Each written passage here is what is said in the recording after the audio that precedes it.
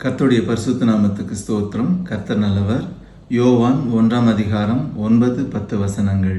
இயேசுவின் நாமம் மட்டுமே மகிமைப்படுவதாக.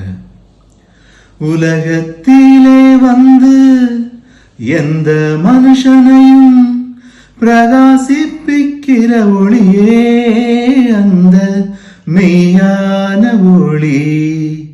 அவர் உலகத்தில் இருந்தார், உலகம் அவர் மூலமாய் உண்டாயிற்று, உலகமோ அவரை அறியவில்லை.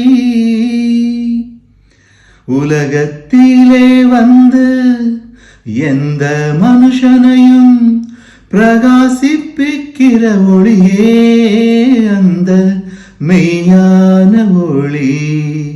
அவர் உலகத்தில் இருந்தார், உலகம் அவர் மூலமாய் உண்டாயிற்று, உலகமோ அவரை அறியவில்லை. கர்த்தர் நல்லவர்.